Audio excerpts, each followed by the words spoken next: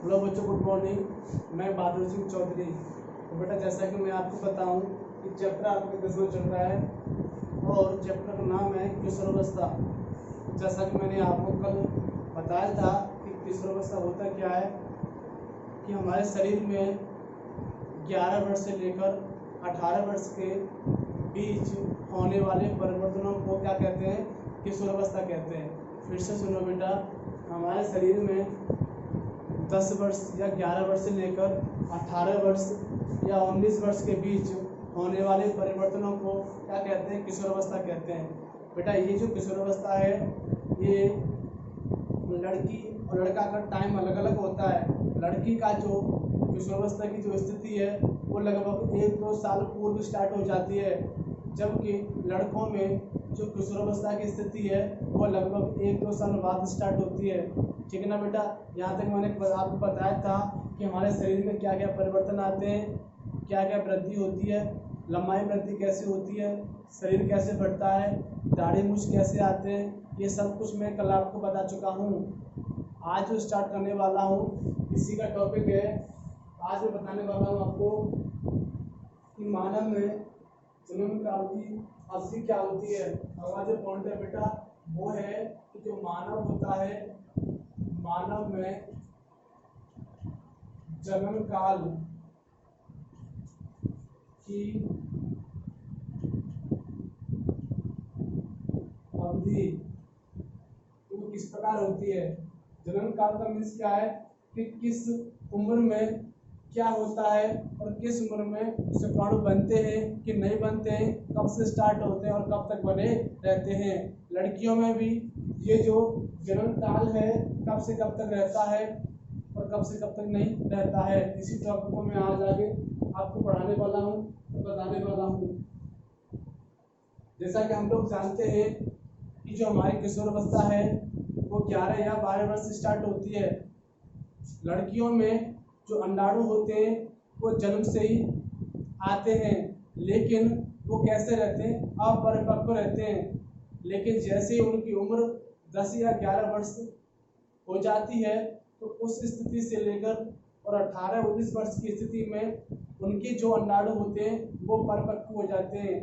इसी प्रकार लड़कों की सोच जो होती है वो 10-11 वर्ष तक ऐसी रहती है, लेकिन उनमें जो वृषण है ना वो जन्म से नहीं बनते। लड़कों में जो वृषण बनते हैं वो 10 से 11 वर्ष से स्टार्ट होते हैं और 18-19 वर्ष तक वह पूर्ण परिपक्व हो जाते हैं। पूरी तरह से वृषण बनने लगते हैं और उनका ह्यूमनस होने लगता है। इसी प्रकार से ये बेटा दोनों में क्रियाएं होती है, चाहे लड़की हो चाहे लड़का हो। जैसा कि आपको मैं बताऊं कि स्त्रियों में जो यौवनारंभ का स्टार्ट है वो 10 से 11 वर्ष से हो जाता है, अभी मैंने आपको बताया था। और उसी प्रकार से जो लड़कों में यौवनारंभ का स्टार्ट है वो 13 से स्टार्ट होता है, 18-19 वर्ष के बीच चलता है। स्त्रियों में जन्मावस्था का प्रारंभ यौवनारंभ 10 से 12 वर्ष से हो जाता है। सामान्यतः 40 से 50 वर्ष की आयु तक चलता है।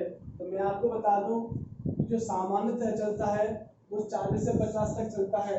जन्म काल जो होता है वो लड़कियों में, इनमें बेटा लड़कियों में आपको बताऊं कि 10 या 12 वर्ष से स्टार्ट होता है और 40 से 50 वर्ष के मध्य तक चलता है। ठीक है बेटा, ये चीज मैं आपको बताऊं कि ये क्या होता है, उनमें चलता है। ठीक है ना? तो 10 वर्ष से स्टार्ट होता है और 40-50 वर्ष तक चलता रहता है। सामान्य जो हमारा जन्म काल होता है वो यही रहता है। लेकिन मैं बात करूं बेटा लड़कों की, तो मैं इसी को आगे बढ़ाते हुए अंडाशय का एक अंडाणु परिपक्व होता है। ये लगभग 28 से 30 दिन में अंतराल पर किसी अंडाशय द्वारा निर्मोचित होता है। इस अवधि में गर्भाशय की दीवारें मोटी हो जाती हैं, जिससे वो अंडाणु के निषेचन के पश्चात ह्यूमरस को ग्रहण कर सके, जिसके फलस्वरूप गर्भाशय धारण होता है। यदि अंडाणु अंडाणु का निषेचन नहीं हो पाता तब उस स्थिति में अंडाणु तथा गर्भाशय को मोटा से कर देता है। इससे स्त्रियों में रक्तस्राव होता है, जिससे ऋतुस्राव अथवा प्रजनन होता है। ऋतुस्राव लगभग 28 से 30 दिन में एक बार होता है और यह अवधि चलती रहती है। मैं आपको बताऊं कि जो स्त्री होती हैं उनमें एक टाइम पीरियड आता है जिसे हम रजोधर्म कहते हैं। वो है महीने में एक बार आता है और एक बार आने के बावजूद लगभग 3 से 4 दिन चलता है, लगभग 3 से 4 दिन चलता है। उसमें क्या होता है कि जो गर्भाशय की जो परत होती है वो अंडाणु से मोटी हो जाती है। मोटी होने से उसमें गैप हो जाता है और गैप होने से क्या है कि जो हमारा ब्लड है ना वो क्या है सर्कुलेट चलता रहता है, ब्लडिंग होती रहती है। तो ये क्या है, इसे हम क्या कहते हैं, रजोधर्म कहते हैं। यह स्त्रियों में पाया जाता है। ठीक है ना, आगे बात करते हैं हम।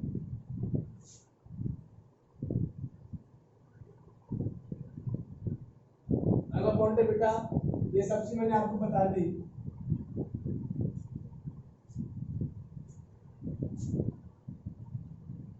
संतति प्रजनन, संतति का लिंग निर्धारण कैसे करते हैं।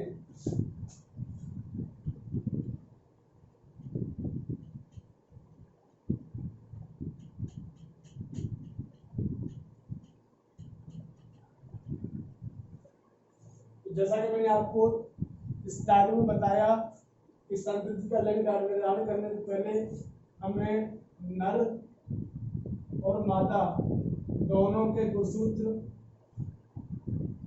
मालूम होने चाहिए। इसका होता है एक्स वाई, इसका होता है एक्स एक्स।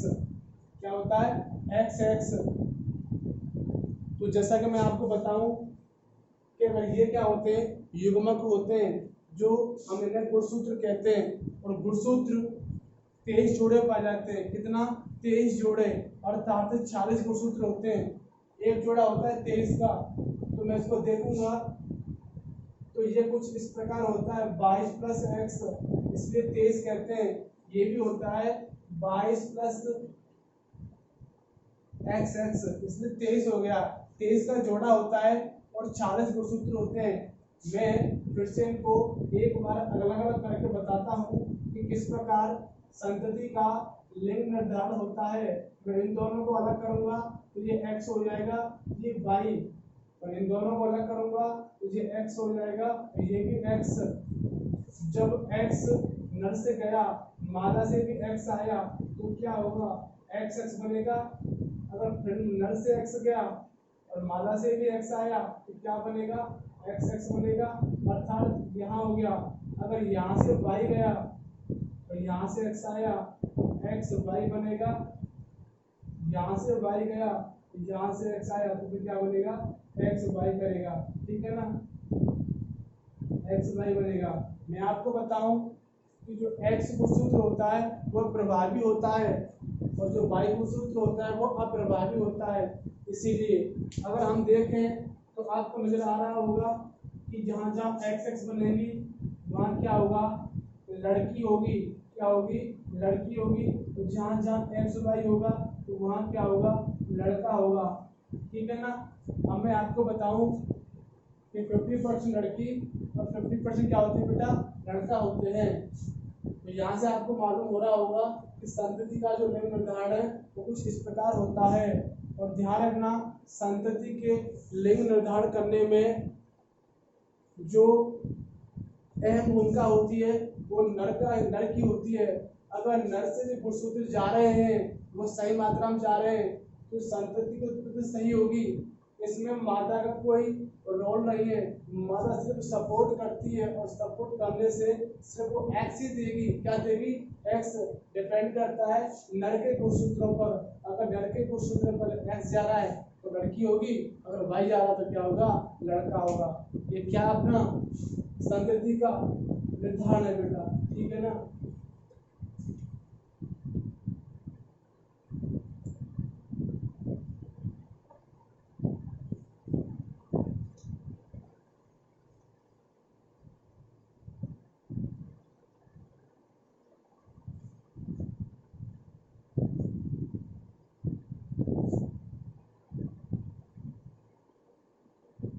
ना, यहाँ तक बेटा मैंने आपको बता दिया। अब मैं बताऊं कि कुछ हार्मोन होते हैं बेटा, क्या होते हैं हार्मोन। अब हार्मोन के बारे में पढ़ेंगे।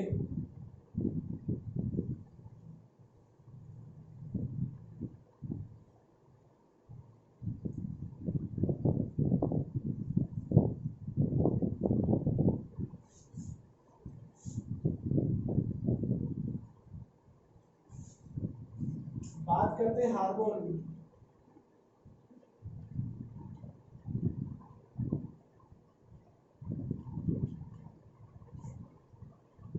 जो बेटा अपने हार्मोन होते हैं वे हमारे शरीर में क्या करते हैं, वृद्धि करते हैं।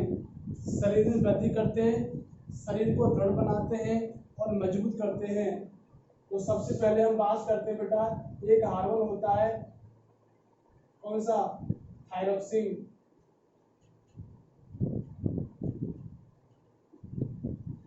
यह स्राव करती हुआ थायराइड ग्रंथि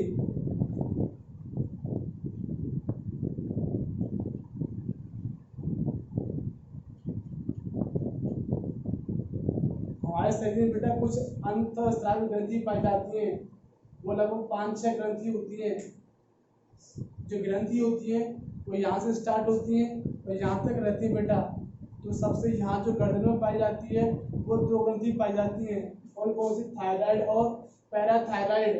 और जो थायराइड ग्रंथि होती है वो स्राव करती है थायरॉक्सिन हार्मोन। कौन सा, थायरॉक्सिन हार्मोन। ठीक है ना बेटा। इसी प्रकार हमारी जो ग्रंथि रहती है सबसे छोटी पीयूष ग्रंथि, कैसे रहती है बेटा, पीयूष ग्रंथि।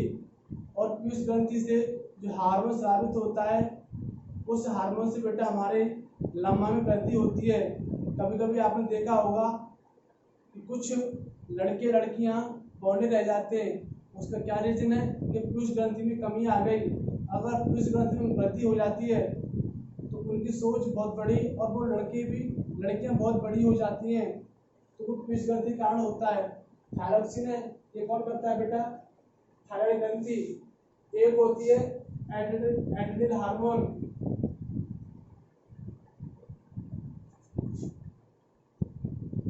एड्रेनल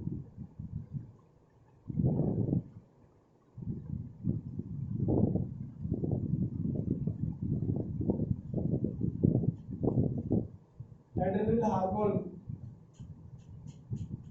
जो करती है एड्रेनल ग्रंथि।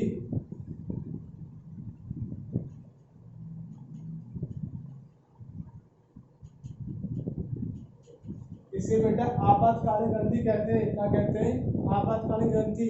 ये क्या करती है, जब हमें गुस्सा आता है तो वो यही ग्रंथि है, कौन सी, एड्रेनल ग्रंथि को हमें गुस्सा का अनुभव होता है।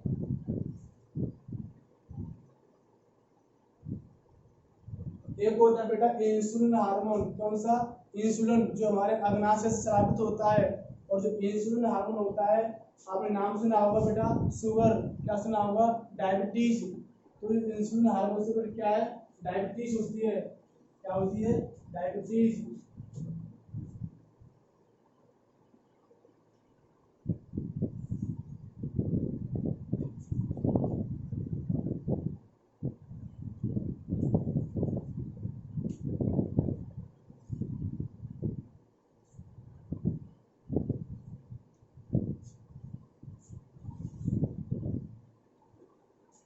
ठीक है बेटा, यहाँ तक आपका चैप्टर लगभग समाप्त होता है। और आज इस चैप्टर में आपको बहुत कुछ बताया है। आप इसको रिवाइज करेंगे और मेरे को बताना वीडियो कैसी लगी, अच्छी लगी होगी। Thank you.